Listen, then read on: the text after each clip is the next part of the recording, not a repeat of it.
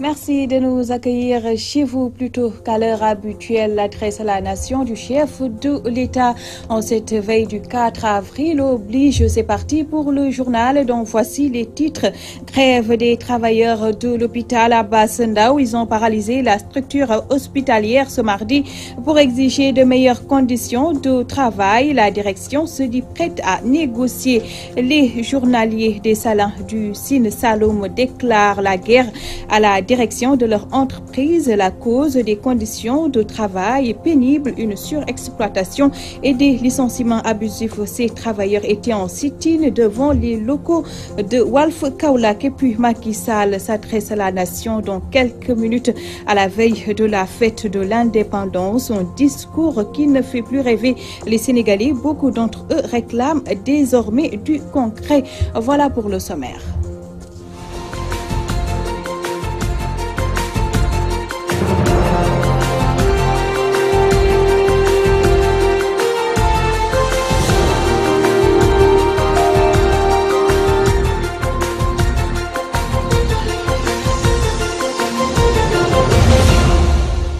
Merci de vous joindre à nous. Arrêté vendredi avant d'être présenté au procureur ce mardi, Barthélémy Diaz a finalement bénéficié d'un retour de parquet poursuivi pour outrage à magistrat et appel à l'insurrection. Il devrait être présenté à un juge jeudi prochain, mais ses avocats continuent d'exiger sa libération. On va y revenir. Nous vous l'évoquions au titre, l'hôpital Abass Ndao paralysé ce mardi. Le personnel a décrété 24 heures de grève renouvelable. Les blouses blanches fustigent leurs conditions de travail et réclament le paiement des heures supplémentaires. Du côté des patients, on se plaint des grèves répétitives. Le constat de Fatou Bintou Diouf avec Seyda Mariam Ndiaye. Le personnel de l'hôpital Abass Ndao décrète 24 heures de grève. Aucun service n'est fonctionnel. Seule la maternité et l'urgence assurent le service minimum. La cause, les blouses blanches réclament des heures supplémentaires. Le motif de notre grève, c'est dû à certaines préoccupations qui a habité le personnel. C'était par rapport au suivi du protocole, par rapport à une affectation arbitraire d'un délégué syndical légalement élu. C'était par rapport aux heures supplémentaires, par rapport aux avancements et au reclassement du personnel, mais également par rapport à divers problèmes. Parce qu'il faudrait que vous saviez que nous sommes dans une structure hospitalière, nous gérons des patients, nous gérons des malades, et normalement il faut qu'il y ait le service minimum. Donc c'est le service minimum qui est observé, mais dans tous les autres services de soins externes, c'est fermé. Les patients se plaignent de ces grèves qui leur rendent la vie difficile. Venus pour une consultation, ces diabétiques risquent de prendre leur mal en patience.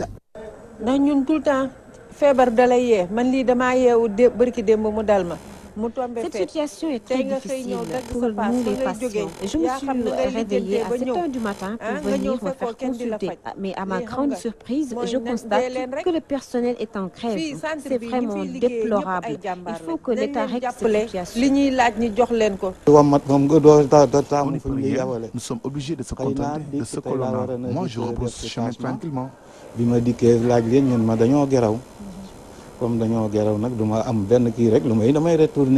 En attendant la rencontre avec les autorités, ces blouses blanches comptent poursuivre leur plan d'action jusqu'à satisfaction totale. Du côté de la direction de l'hôpital, on réfute les accusations des travailleurs. Le directeur Maguette Seck se dit même prêt à rencontrer le personnel pour régler le problème. Et là, Maguette Seck répond aux questions de Fatou Bintou Diouf. Il y a une partie du personnel qui sont appelés donc à l'intersyndical. Il a été donné de constater donc, un certain nombre de manquements relativement donc à la gestion des ressources humaines. En outre, ce personnel réclamait des arriérés de supplémentaires entre 2013 jusqu'à présent. Puisque je n'étais pas là en 2013, 2014, 2015, je suis venu en 2016, pour pouvoir pallier le problème, il fallait prendre l'avis du conseil d'administration, parce que sans cela, donc, on ne pouvait pas ordonnancer les aides supplémentaires. Parce qu'en réalité, je pensais que c'était dette, mais ce n'était pas ordonnancé au niveau de l'agence comptable. C'est depuis 6 mois, j'ai fait donc le tour des services, j'ai rencontré toutes les composantes syndicales, et même l'intersyndicale, hein, parce qu'au moment de rencontrer les partenaires sociaux, ils sont boycottés. Ils n'étaient pas là-bas. Pour discuter avec les personnels sur la mise en œuvre de ce pointage. Donc le problème qui se pose aujourd'hui, c'est le pointage biométrique. En fait, il y a des prérogatives qui me reviennent pour le bon fonctionnement donc, de l'hôpital. Parce que demain, au résultat, je serai le seul comptable. Donc, si je pense que quelqu'un n'est pas en place indiquée, donc il ne va pas prendre les mesures idoines. Toutes nos excuses pour la mauvaise qualité sonore de l'élément. Je vous le disais en titre, les journaliers de Salin du Sine Saloum en mouvement devant les locaux de Walf Kaolack qui dénoncent les conditions difficiles dans lesquelles ils travaillent. Ils fustigent entre autres les licenciements abusifs, la surexploitation du personnel entre autres. Khalifa Dian, leur porte-parole, explique au micro de Al-Hassan Ba. L'Assemblée générale, et après avoir passé en revue la situation des grands des travailleurs, dénonce le travail de type d'esclavage que nous impose M. Guy Deschamps et son adjoint Alain Bussut. Dénonce le licenciement abusif de 6 vaillants travailleurs au mépris des lois rendant ainsi inhumaine la charge de travail supplémentaire. À titre d'exemple, un ouvrier arrime 2800 sacs de 25 kg, soit 72 tonnes par 8 heures de temps, à raison de 3030 francs. Donc, dénonce le barème de paiement qui date de l'époque coloniale, devenu insignifiant et incapable d'entretenir une famille. Dénonce l'absence de contrat à durée indéterminée après plus de 10 ans de travail journalier sans lendemain. Dénonce l'absence de couverture médicale, de bus de transport et l'insécurité qui règne dans les salins du Sine Saloum. Maintenant, nous appelons la Confédération nationale des travailleurs du Sénégal, CNTS, l'Union nationale des syndicats autonomes du Sénégal, UNSAS, et le cadre d'initiative pour l'emploi du Sénégal, les autorités publiques religieuses et coutumières à soutenir notre action. Donc nous comptons de continuer notre lutte. Pendant 1 an, nous sommes prêts pour lutter ça. L'esclavage est aboli depuis 1890. Mais ici au Salin, les gens continuent à faire l'esclavage. Donc on dénonce M. Guy Deschamps et son adjoint, M. Alain Bussut, donc qui sont en train de faire l'esclavage déguisé. Donc ça, c'est pas normal. C'est pas normal. Nous disons non, non, non. Confrontés à un manque d'eau et d'électricité, mais aussi de structures sanitaires et éducatives, les populations de Keur Serigne Mayip Niang dans la commune de Diourbel veulent prendre leur destin en main.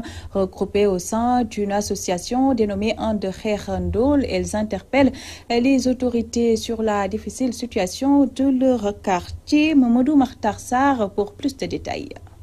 Les populations du quartier Keur Serigne Mayip Niang, regroupées autour d'une association dénommée And Xeex Ndol, interpellent les autorités étatiques sur les maux dont souffre leur localité, notamment le manque d'eau, d'électricité, de structures sanitaires et éducatives. Elles ont fait cette déclaration lors d'une journée d'investissement humain. Que l'électrification est presque inexistante. Actuellement, la nuit, vraiment, quand vous sortez, vous avez même peur. Avec l'insécurité qui règne, on voudrait vraiment équiper notre Dara. On n'a pas de toilettes là-bas. Vous savez que même les enfants, là où c'est des abris qu'on a, on voudrait vraiment bâtir ça. Si l'État pourrait nous aider. On peut rester le jour ou bien 2 jours sans eau, parce qu'avec la pression qu'on a, on peut... la pluie, ça nous aide. On voudrait que vraiment, si c'est possible, si l'État pourrait nous aider pour... moderniser ça un tout petit peu. Poste de santé, effectivement, là où nous sommes, on a le terrain déjà. C'est là où nous sommes que nous voudrions construire ce poste de santé pour au moins essayer d'aider aussi les mamans et les enfants aussi côté sanitaire. Les populations de Keur Serigne Mayip Niang exigent également des financements et une formation pour les femmes de l'association And Xeex Ndol. On voudrait vraiment que, si possible, l'État pourrait nous aider à vraiment soit financer ou bien former nos femmes, nos braves femmes de Keur Serigne Mayip à gérer les problèmes de la vie. Parce que tout le monde sait que ce qui se passe ici dans le cadre général, vraiment, c'est dans cet objectif que And Xeex Ndol s'est levé. Les populations de Keur Serigne Mayip Niang ont mis en place cette association And Xeex Ndol avec comme seul objectif développer leur localité. L'association And Xeex Ndol est une association vraiment de développement. Aider l'ensemble de la population de Keur Serigne Mayip à se développer.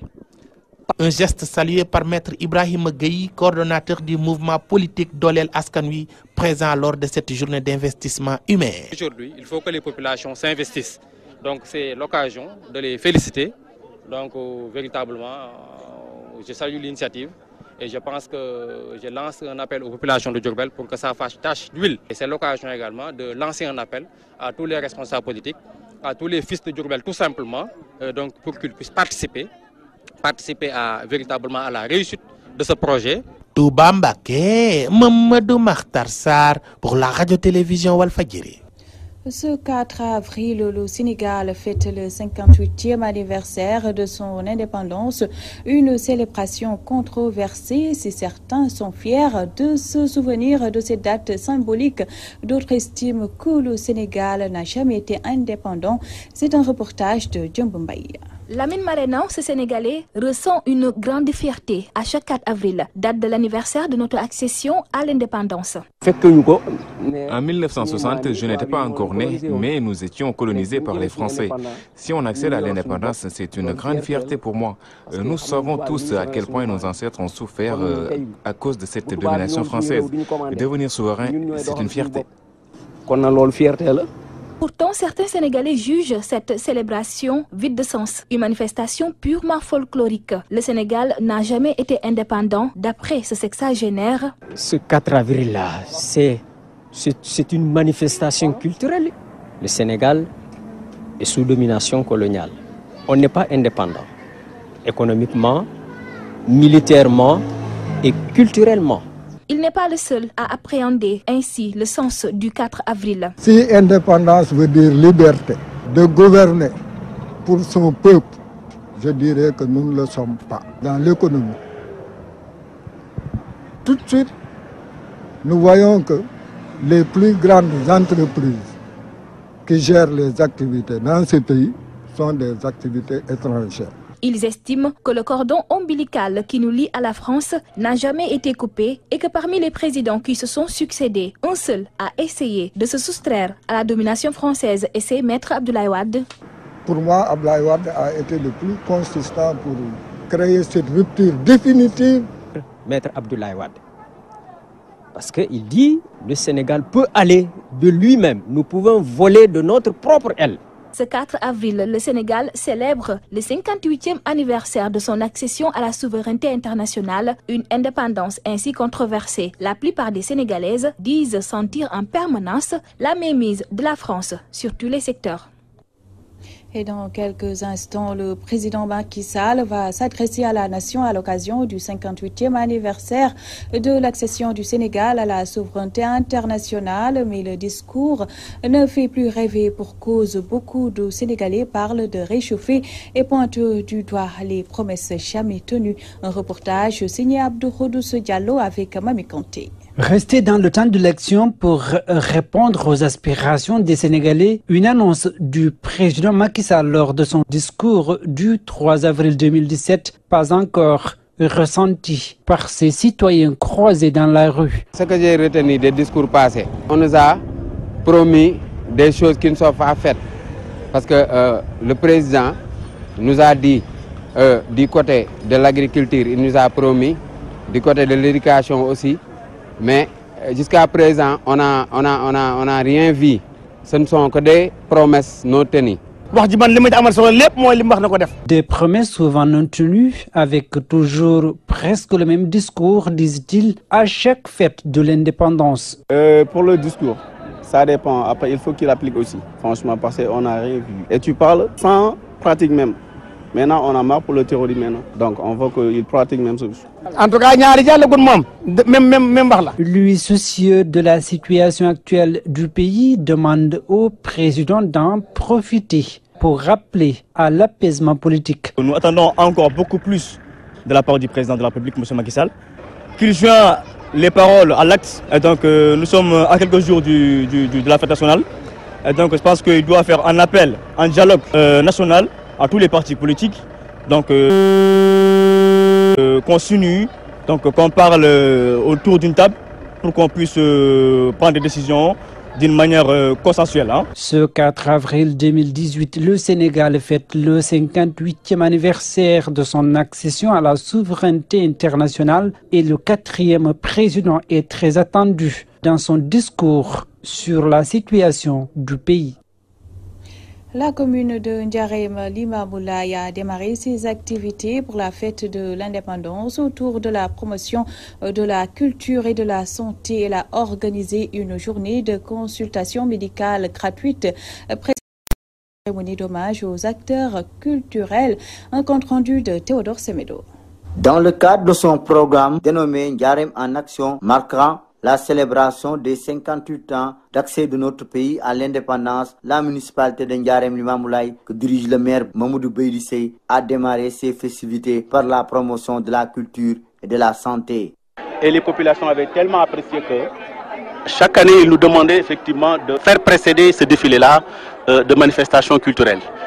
Financièrement, c'était un peu lourd, mais quand la requête a été portée par des acteurs culturels, effectivement, on a décidé non seulement d'organiser ça en 8 jours, en une semaine, mais en 3 jours, vraiment pour pouvoir prendre en charge cette préoccupation, cette forte demande des populations. Pour le volet sanitaire, c'est une journée de consultation médicale gratuite en ophtalmologie qui a été organisée grâce à OADAS, une structure non étatique. Organisation créée aux États-Unis il y a près d'une décennie et qui travaille dans le sens d'alléger les souffrances des populations sénégalaises dans les différentes localités. Et toujours en collaboration avec les autorités avec qui nous travaillons en partenariat, partant du ministère de la Santé, qui actuellement met en place des politiques de santé et que nous initions dans cette dynamique pour essayer de les appuyer au niveau local en travaillant par les autorités locales. Depuis ce matin, nous sommes ici, la maison de la femme, pour recevoir les patients qui sont atteints de pathologies oculaires. Il y a une réponse assez très satisfaisante. Vers 10 heures, autour de 600 personnes qui sont venues se faire consulter. Et fort heureusement, on a eu une très bonne organisation, en tout cas une bonne gestion de la file d'attente, permettant de gérer tous ces patients qui sont venus très nombreux. Une action sociale bien saluée respectivement par les autorités médicales de la zone et les bénéficiaires. La journée d'aujourd'hui, qui est une journée de consultation gratuite en ophtalmologie, est une journée extrêmement importante. La collaboration entre l'OADAS et la mairie de Ndiarème Limamoulaye a permis de consulter en tout cas des centaines de personnes. Et je pense que le besoin est extrêmement là, la vision est importante dans la vie d'une personne. Et les gens n'ont pas toujours les moyens de se faire consulter par les spécialistes, mais encore moins de disposer des lunettes qui leur permettent de corriger la vue. Ils consultent par laser, et là c'est très sophistiqué, et ils donnent des verres très sophistiqués aussi, très à mode, vraiment fiers de l'organisation. Oui, le besoin est là, vraiment. Tout le monde y s'attendait, mais ils n'ont pas les moyens de payer les lunettes. Par cette occasion, vraiment, nous sommes très fiers. A signaler que ce programme Ndiarème en action va être clôturé ce 4 avril par un défilé. Théodore Semedo, Ndiarème Limamoulaye, Walfadjri. En politique, l'ex-responsable des jeunes du Parti socialiste dans le département de Louga est très déçu par le régime de Macky Sall. Selon Idrissa Diagne, le pouvoir a fait reculer la démocratie. Il en veut pour preuve la condamnation du maire de Dakar, Khalifa Sall. Il invite les Sénégalais à se lever pour dire non à Macky Sall. Idrissa Diagne est au micro de Omar Kairé. La démocratie, c'est le multipartisme, c'est vraiment la liberté. C'est organiser des élections libres et transparentes, permettre à tous les candidats de mettre les moyens, les conditions pour que tous les candidats puissent participer et qu'on ait un résultat qui honore le Sénégal. Mais aujourd'hui, le Sénégal commence à régresser, à vraiment se retrouver parmi les derniers sur le plan de la démocratie. Parce que là, aujourd'hui, on se rend compte que ce pays est à terre. La justice ne marche pas, la santé est malade, l'éducation est malade, l'emploi des jeunes dont on nous avait promis 500 000 emplois, vraiment on n'en voit absolument rien. On a une bombe à retardement aujourd'hui avec cette jeunesse qui ne trouve pas l'emploi. Et on a l'injustice qui s'y mêle. La justice, on y croyait. On croyait à notre justice, on croyait à la magistrature, on croyait à nos hommes intègres qui représentent le Sénégal. Mais c'est dommage aujourd'hui qu'on se retrouve avec ce verdict qui était préparé. Donc on a eu un jugement en différé parce qu'on avait les résultats depuis très longtemps. Tous les Sénégalais savaient que Khalifa serait condamné. Il faut continuer de se battre, aller sur le terrain, expliquer aux Sénégalais et aux Sénégalais ce qui se passe. Parce que les Sénégalais aujourd'hui qui sont chez eux, ils sont très dégoûtés, ils sont vraiment surpris, ils sont vraiment désolés de ce qui se passe dans ce pays. Et vraiment, il faut qu'on aille vers eux, leur expliquer ce qu'il en est, leur expliquer vraiment qu'il faut que les gens se lèvent. Ce n'est pas une histoire de politiciens, ce n'est pas une histoire de Khalifa Sall, Idrissa Seck, Ousmane Sonko, c'est une affaire des Sénégalais. Il faut que les Sénégalais se lèvent et disent non à ce qui se passe, à cette injustice. Il faut que tout le monde se lève et qu'on dise non à Macky Sall et à son régime. 72 heures des jeunes de l'association Djalikunda dans la commune de Niaguis, Fanda Bouba Sow, responsable politique et parrain de la manifestation, invite les acteurs politiques de la région de Ziguinchor à s'engager pour la réélection du président Macky Sall. Les détails dans cette correspondance de Amadi Khalil Djemé.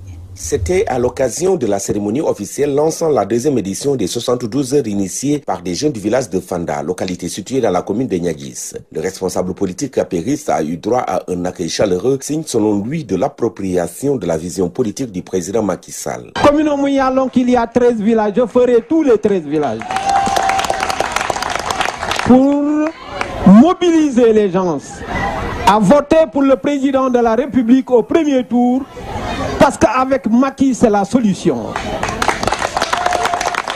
On ne peut pas arriver sans Macky parce que Macky a beaucoup fait pour nous, la Casamance. Bouba Sow a sur place invité les jeunes de Fanda à porter le combat politique pour la réélection dès le premier tour du candidat de la mouvance présidentielle. Une réélection qui passera par l'engagement sans faille de tous les responsables politiques de la région à qui il lance cet invite. Chacun de nous doit gagner chez lui. Et nous, c'est ce que nous sommes en train de travailler pour gagner chez nous, comme il nous a demandé de le faire. Donc je travaille avec le PM pour la réélection du président de la République. Au premier. Fanda traverse certes des difficultés liées à la santé maternelle, avec notamment une maternité dont la construction tarde à être achevée. Une préoccupation soulevée par le président des jeunes. Modou Cissé, je suis le président du staff Djalikunda Junior de Fanda. Même le cas de santé, ce n'est pas fini. Ça fait 2 ans, ce n'est pas terminé.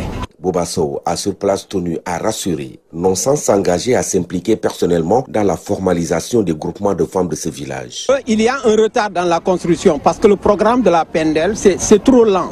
Et ça n'arrange pas notre population. Je pense que la commune doit prendre cela en acte.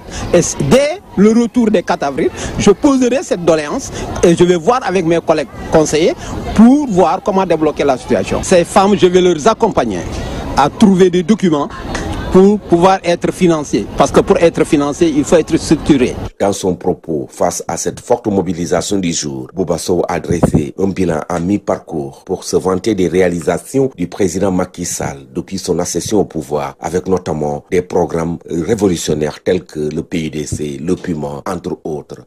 Amadi Khalilou Djemé, Ziguinchor, pour la radio-télévision Walfadjri. La culture islamique a l'honneur à la foire économique qui se tient depuis le 30 mars à Louga. Plusieurs expositions sont au menu de cet événement qui entre dans le cadre du festival culturel islamique organisé chaque année dans la capitale du Ndambour. Pape Sissé, le président du comité d'organisation, est au micro de Omar Kairé. Les organisateurs de ce festival ont fait appel à la chambre de commerce et à la chambre de métier. c'est-à-dire les chambres consulaires, qui ont comme mission d'organiser des foires pour leurs artisans et pour leur permettre de découvrir leurs produits. Les produits qui sont là exposés à la foire, d'abord c'est des produits artisanaux, soit vous voyez la couture est là, l'habillement est là, la maroquinerie est là, et aussi par exemple les chaussures sont là, il y a la Habatou Sauda comme l'a dit tantôt Abdallah, il y a les livres islamiques qui sont là. Au départ, vous allez voir que la foire est organisée par l'association Radio Leral, qui, par exemple, c'est l'association des bienfaisances. Donc, les gens là, tout le monde sait bien que c'est des gens dévoués à l'islam. Donc, leur conviction, c'est le reflet de leur organisation. Et si vous voyez, bien sûr, les rivets islamiques, la Habatou Sauda, etc., et que on a dit que seuls les produits que l'islam qui est éligible à l'islam sont exposés là. Donc vraiment, c'est une facette islamique qui se reflète ici. Vraiment, c'est une innovation. Vraiment, et ça permet aussi aux opérateurs de la région d'écouler leurs produits. Et je crois qu'au finish de la foire, vraiment un impact économique bien sera là. Fin de ce journal. Merci de nous avoir prêté attention. Vous pourrez suivre à partir de 20h le discours du président Macky Sall. Retrouvez juste après Ousmane Sène et ses invités pour un grand débat. Très bonne soirée à tous.